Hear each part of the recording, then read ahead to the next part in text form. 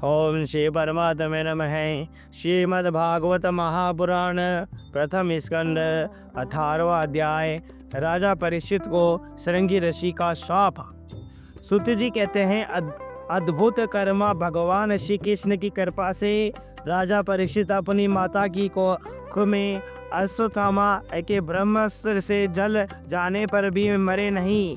जिस समय ब्राह्मण के शाप से उन्हें डरने के लिए तक्षक आया, उस समय वे प्राण नाशक के महान भय से भी भयभीत नहीं हुए, क्योंकि उन्होंने अपना चित्त भगवान श्री कृष्ण के चरणों में समर्पित कर रखा था। उन्होंने सबकी आसक्ति छोड़ दी।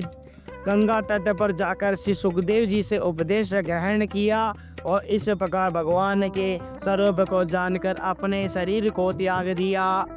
जो लोग भगवान श्री कृष्ण की लीला कथा कहते रहते हैं, उस कथा मंत्र का पान करते रहते हैं और इन दोनों ही साधुओं के द्वारा उनके चरण कमलों का स्मरण करते रहते हैं, उन्हें अंत काल में भी मोह नहीं होता।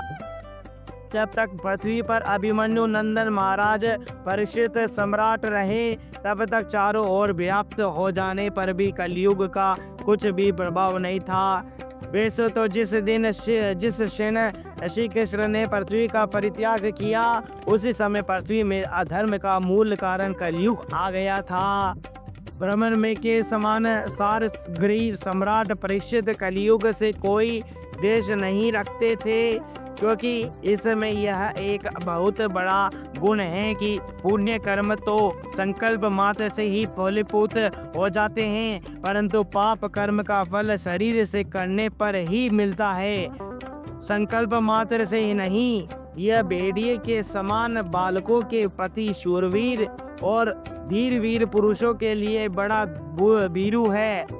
यह प्रमादी मनुष्य को अपने वश में करने के लिए ही सदा सावधान रहता है। सोनाकादि ऋषियों, आप लोगों को मैंने भगवान की कथा से युक्त राजा परीक्षित का पवित्र चरित्र सुनाया। आप लोगों ने यही पूछा था, भगवान श्री कृष्ण कीर्तन करने योग्य बहुत सी लीलाएं करते हैं, इसलिए उनकी गुण और लीलाओं से संबंध रखने वाली जितनी भी कथाएं हैं, कल्याणकामी पुरुषों को उन सब का सेवन करना चाहिए। ऋषियों ने कहा, सौम्य स्वभाव सुत जी, आप युग युग जिए, क्योंकि मृत्यु के प्रभाव में पड़े हुए हम लोगों को आप भगवान श्री कृष्ण की अमृतमयी उज्ज्वल कीर्ति का श्रवण कराते हैं। यज्ञ करते करते उसके धुएं से हम लोगों का शरीर धूमिल हो गया है, फिर भी इस कर्म का कोई विश्वास नहीं है। इधर आप तो वर्तमान में ही भगवान श्री कृष्ण के चरण कमलों का मादक और मधुर मधु पिलाकर हमें तृप्त कर रहे हैं। भगवत प्रेमी भक्तों के लव मात्र के सत्संग से स्वर्ग और एवं मोक्ष की भी तुलना नहीं की जा सकती, फिर मनुष्य के तुच्छ भोगों को की तो बात ही क्या है। ऐसा कौन रस मर्मज्ञ होगा जो महापुरुषों के एकमात्र जीवन सर्वस्व श्री कृष्ण की लीला कथाओं से तृप्त न हो जाए। समस्त प्राकृत गुणों से अतीत भगवान के अचिंत्य अनंत कल्याणमय गुण गानों का पार तो ब्रह्मा शंकर आदि बड़े बड़े योगेश्वर भी नहीं कर पा सके। विद्वान, आप भगवान को हीरा अपने जीवन धारा न ध्रुव तारा मानते हैं, इसलिए आप सत्पुरुषों की एकमात्र आश्रय भगवान के उद्धार और विशुद्ध चरित्रों का राम श्रद्धालु श्रोताओं के लिए विस्तार से वर्णन कीजिए। भगवान के परम प्रेमी महाबुद्धि परीक्षित ने श्री सुखदेव जी के उपदेश किए हुए जिस ज्ञान से मोक्ष रूप स्वरूप भगवान के चरण कमलों को प्राप्त किया, आप कृपा करके उसी ज्ञान और परीक्षित के परम पवित्र उपाख्यान का वर्णन कीजिए, क्योंकि उस समय कोई बात छिपा कर नहीं कही गई होगी और भगवत प्रेम की अद्भुत योग निष्ठा का निरूपण किया गया होगा। उसमें पद पद पर भगवान श्री कृष्ण की लीलाओं का वर्णन हुआ होगा। भगवान के प्यारे भक्तों के को वैसा प्रसंग सुनने में बड़ा रस मिलता है। सुत जी कहते हैं, अहो विलोम जाति में उत्पन्न होने पर भी महात्माओं की सेवा करने के कारण आज हमारा जन्म सफल हो गया, क्योंकि महापुरुषों के साथ बातचीत करने मात्र से ही नीच कुल में उत्पन्न होने की मनोव्यथा शीघ्र ही मिट जाती है। फिर उन लोगों की तो बात ही क्या, जो सत्पुरुषों के एकमात्र आश्रय भगवान का नाम लेते हैं। भगवान की शक्ति अनंत है, वे स्वयं अनंत हैं। वास्तव में उनके गुणों की अनंतता के कारण ही उन्हें अनंत कहा गया है। भगवान के गुणों की समता तो भी न जब कोई नहीं कर सकता, तब उनसे बड़ा बढ़कर तो कोई हो ही कैसे सकता है। उनके गुणों की यह विशेषता समझाने के लिए इतना कह देना ही पर्याप्त है कि लक्ष्मी जी की अपने पा को प्राप्त करने की इच्छा से प्रार्थना करने वाले ब्रह्मादि देवताओं को छोड़कर भगवान ने के न चाहने पर भी उनके चरण कमलों की रज का ही सेवन करती है। ब्रह्मा जी ने भगवान के चरणों का प्रक्षालन करने के लिए जो जल समर्पित किया था, वही उनके चरणों नकों से निकलकर श्री गंगा जी के रूप में प्रभावित हुआ है। यह जल महादेव जी का सहित सारे जगत को पवित्र करता है। ऐसी अवस्था में त्रिभुवन में श्री कृष्ण के अतिरिक्त भगवान शब्द का दूसरा और क्या अर्थ हो सकता है।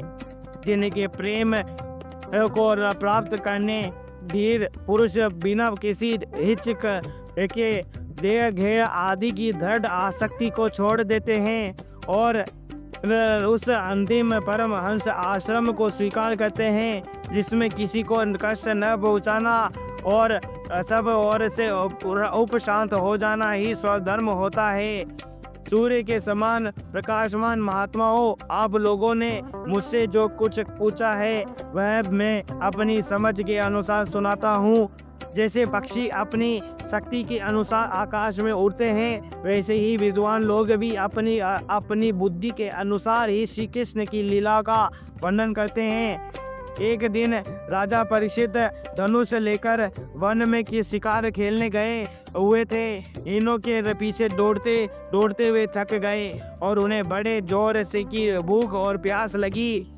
जब कहीं कि उन्हें कोई जलाशय नहीं मिला, तब वे पास के ही एक ऋषि के आश्रम में घुस गए। उन्होंने देखा कि वहाँ आंखें बंद करके शांत भाव से एक मुनि आसन पर बैठे हुए हैं। इंद्रिय, प्राण, मन और बुद्धि के निरुद्ध हो जाने से वे संसार से ऊपर उठ गए थे। जागृत, स्वप्न, सुपुष्टि तीनों अवस्थाओं से रहित निर्विकार ब्रह्म रूप तुरीय पद में वे स्थित थे। उनका शरीर बिखरी हुई जटाओं से और कृष्ण मृग चर्म से ढका हुआ था। राजा परीक्षित ने ऐसी ही अवस्था में उनसे जल मांगा, क्योंकि प्यास से उनका गला सूखा जा रहा था। जब राजा को वहां बैठने के लिए तिनके का आसन भी न मिला, किसी ने उन्हें भूमि पर भी बैठने को न कहा। अग्र और आदर भरी मीठी बातें तो कहाँ से न मिलती। आप तब अपने को अपमानित कर साथ मानकर वे क्रोध के वश हो गए। सोनक जी वे भूख प्यास से छटपटा रहे थे, इसलिए एकाएक उन्हें ब्राह्मण के प्रति ईर्ष्या और क्रोध हो आया। उनके जीवन में इस प्रकार का यह पहला ही अवसर था। वहां से लौटते समय उन्होंने क्रोधवश धनुष की नोक से एक मरा सांप उठाकर ऋषि के गले में डाल दिया और अपनी राजधानी में चले आए।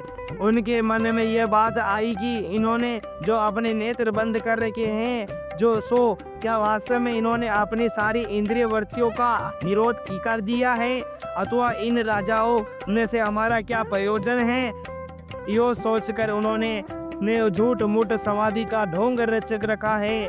उन समीक मुनि का पुत्र बड़ा तेजस्वी था।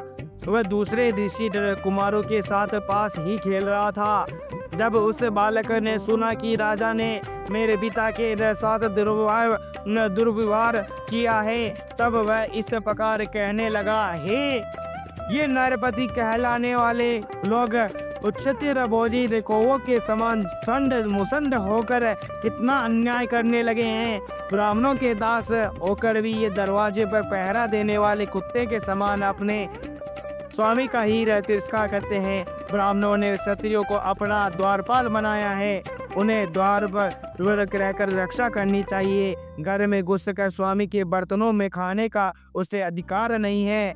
अतः उन मार्गियों के शासक भगवान श्री कृष्ण के परम धाम पधार जाने पर इन मर्यादा तोड़ने वालों के आज मैं दंड देता हूँ। मेरा तपोबल देखो। अपने साथी बालकों से इस प्रकार कहकर क्रोध से लाल लाल आंखों वाले उस ऋषि कुमार ने कौशिकी नदी के जल से आचमन करके अपने वाणी रूपी ब्रज का प्रयोग किया। कुलांगार परीक्षित ने अपने मेरे पिता का अपमान करके मर्यादा का उल्लंघन किया है, इसलिए मेरी प्रेरणा से आज के 7वें दिन उसे तक्षक सर्प डस लेगा। इसके बाद वह बालक अपने आश्रम पर आया और अपने पिता के गले में सांप देकर उसे बड़ा दुख हुआ तथा वह ठाड़ मार कर रोने लगा। विप्रवर सोनक जी शमीक मुनि ने अपने पुत्र का रोना चिल्लाना सुनकर धीरे धीरे अपनी आंखें खोली और देखा कि उनके गले में एक मरा सांप पड़ा हुआ है। उसे फेंककर उन्होंने अपने पुत्र से पूछा, बेटा तुम क्यों रो रहे हो? किसने तुम्हारा अपकार किया है? उसके इस प्रकार पूछने पर बालक ने सारा हल कह दिया। वह ब्रह्मर्षि शमीक ने राजा के शाप की बात सुनकर अपने पुत्र का अभिनंदन नहीं किया। उनकी दृष्टि में परीक्षित शाप के योग्य नहीं थे। उन्होंने कहा, ओ मूर्ख बालक, तूने बड़ा पाप किया है। ये खेद है कि उनकी थोड़ी सी गलती के लिए तूने उनको इतना बड़ा दंड दिया है। तेरी बुद्धि अभी कच्ची है। तुझे भगवत स्वरूप राजा को साधारण मनुष्य के समान नहीं समझना चाहिए, क्योंकि राजा के दुस्सह तेज से सुरक्षित और निर्भय रहकर ही प्रजा अपना कल्याण संपादन करती है। जिस समय राजा का रूप धारण करके भगवान पृथ्वी पर नहीं दिखाई देंगे, उस समय चोर बढ़ जाएंगे और आश्रित भेड़ों के समान एक क्षण में ही लोगों का नाश हो जाएगा। राजा के नष्ट हो जाने पर भी धन आदि चुराने वाले चोर जो पाप करेंगे, उसके साथ हमारा कोई संबंध न होने पर भी वह हम पर भी लागू होगा, क्योंकि राजा के न रहने पर लुटेरे बढ़ जाते हैं और वे आपस में न मार पीट गाली गलौज करते हैं, साथ ही पशु पक्षी स्त्री और धन संपत्ति भी लूट लेते हैं। उस समय मनुष्य का वर्णाश्रमचार युक्त वैदिक आर्य धर्म लुप्त हो जाता है। अर्थ लोभ और काम वासना के लिए विवश होकर लोग कुत्तों और बंदरों के समान वर्ण संकर हो जाते हैं। सम्राट परीक्षित तो बड़े ही यशस्वी और धर्म धुरंधर हैं। उन्होंने बहुत से अश्वमेध यज्ञ किए हैं। वे भगवान के परम प्यारे भक्त हैं। वे ही राष्ट्रीय भूख प्यास से व्याकुल होकर हमारे आश्रम पर आए थे। वे शाप के योग्य कदापि नहीं है। इस नाश मज्ञ बालक ने हमारे निष्पाप सेवक राजा का अपराध किया है। सर्वात्मा भगवान कृपा करके इसे क्षमा करे। भगवान के भगवतों में ही बदला लेने की शक्ति होती है, परंतु वे दूसरों के द्वारा किए हुए अपमान, धोखेबाजी, गाली गलौज, आक्षेप और मारपीट का कोई बदला नहीं लेते। महामुनि शमीक को पुत्र के अपराध पर बड़ा पश्चाताप हुआ। राजा परीक्षित ने जो उनका अपमान किया था, उस पर तो उन्होंने ध्यान ही नहीं दिया। महात्माओं का स्वभाव ही ऐसा होता है कि जगत में जब दूसरे लोग उन्हें सुख दुखादि द्वंद्व में डाल देते हैं, तब भी वे प्राय हर्षित हुआ या व्यतीत नहीं होते, क्योंकि आत्मा का स्वरूप तो गुणों से सर्वथा परे हैं। बोल श्री कृष्ण भगवान की जय।